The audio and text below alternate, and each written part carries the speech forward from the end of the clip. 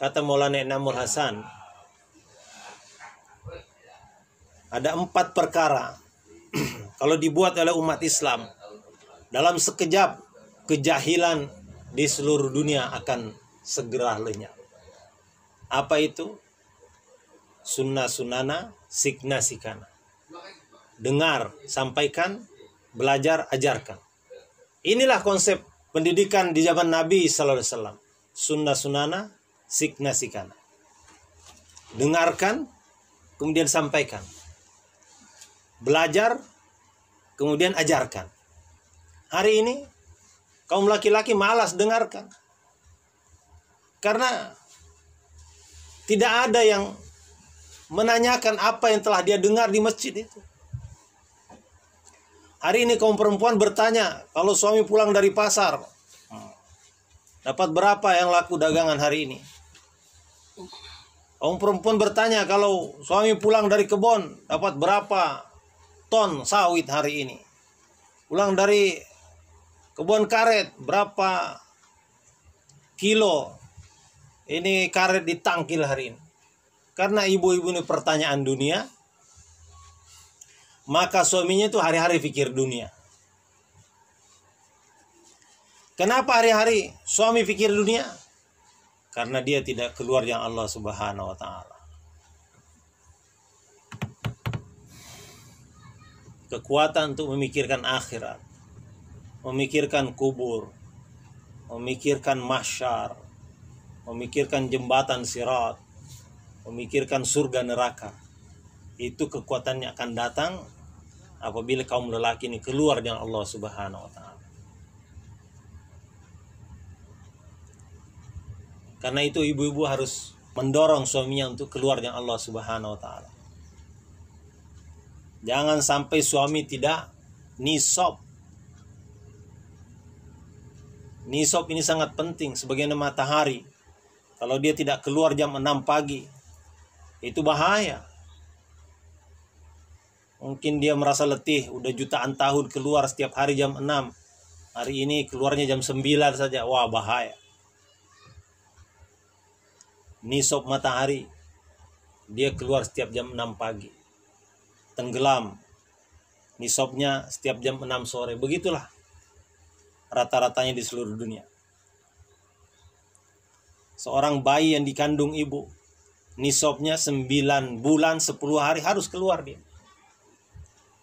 Kalau sudah 10 bulan belum keluar, maka akan membuat gelisah ayah ibunya.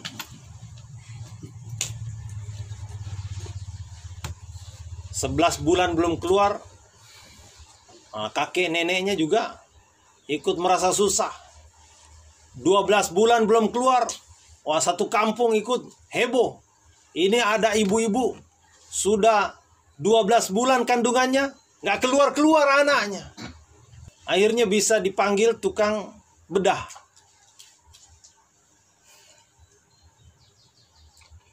Ini kaum laki-laki kalau tidak membayar nisab, bahaya. Karena dakwah ini seperti berenang, bukan seperti berjalan atau berlari.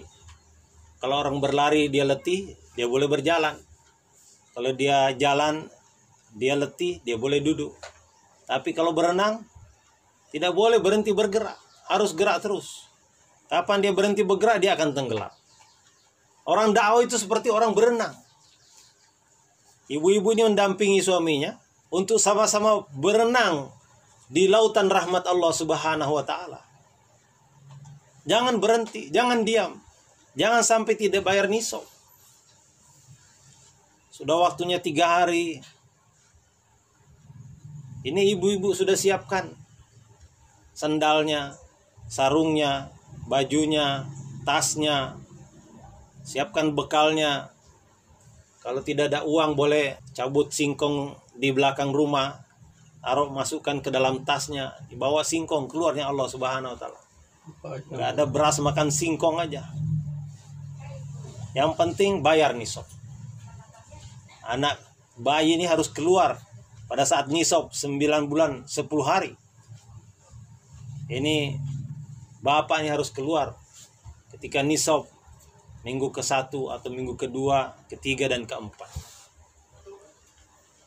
Kalau ada kerjasama seperti ini, wal mu'minuna wal mu'minatu ba'dum awliya'u ba'd, kerjasama antara kaum laki-laki dan wanita jalan Allah Subhanahu wa taala, maka keluarga ini akan berada dalam cucuran rahmat Allah Subhanahu wa taala. Keluarga akan berkasih sayang, hidup amal agama, malaikat-malaikat akan datang, setan-setan akan pergi. Di rumah ini kenapa suami istri berantem satu sama lain, anak tidak taat kepada orang tua?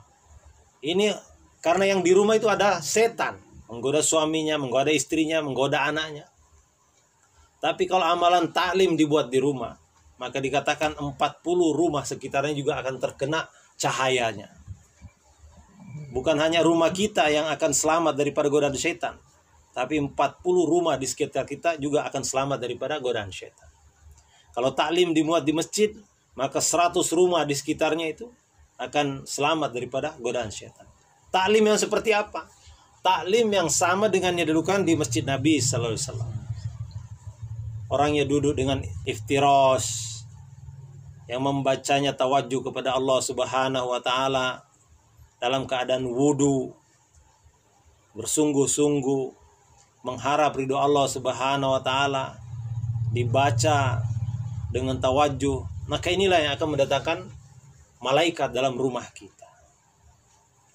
Satu anak kecil di Somalia, itu namanya Hasan, umurnya mungkin baru 7 tahun.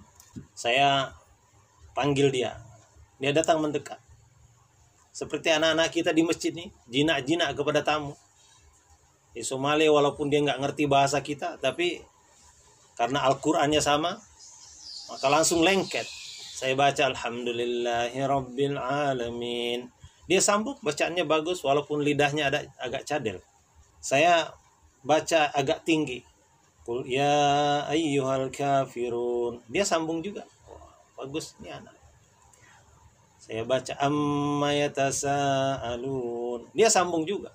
Wah, saya melihat ini anak ini hebat ya. Mungkin belum ada 7 tahun umurnya. Saya baca tabarakalladzi biyadil mulku wa huwa ala kulli syai'in qadir. Dia sambung juga. Lebih banyak dia bacaannya daripada saya. Saya lihat-lihat dia. Kemudian dia angkat tangannya ke wajah saya. Isma, kata dia. Dengar. Dia baca tabarakalladzi nazzalal Qur'an. Ini anak baca apa? Ternyata dia baca surah Al-Furqan.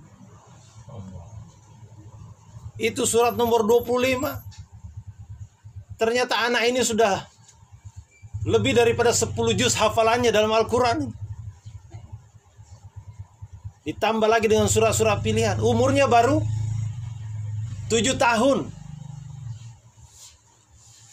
Saya terheran-heran. Saya tanya orang-orang di Mogadishu, bagaimana anak-anak kecil ini bisa menghafal Al-Quran seperti ini? Dia senyum aja. Kami berjalan pulang dari satu masjid menuju markas. Ada sebuah rumah di atas padang pasir. Rumahnya sederhana. Pagar bambu. Pintu rumahnya dari pagar bambu itu kira-kira ada 10 meter ke dalam. Ada anak kecil begelendotan, mungkin baru 2 tahun umurnya. Dia sendirian bermain di pintu pagar itu. Kami berjalan ada sekitar 10 orang. Saya berdua di depan. Saya lihat anak itu sedang bermain dan dia mulutnya sedang komat kamit.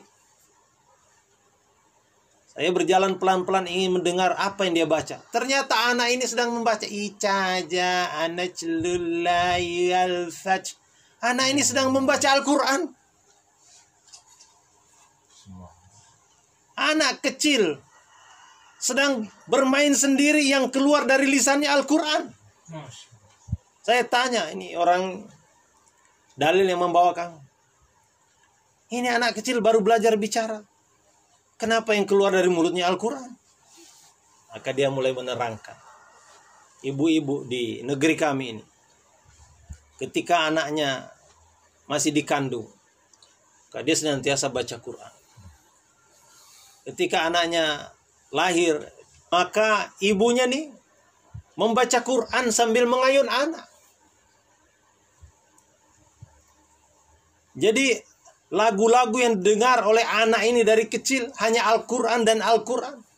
Ibunya baca Al-Fatihah, ibunya membaca Al-Falaq, An-Nas, ibunya baca surah Yasin sambil mengayun anak.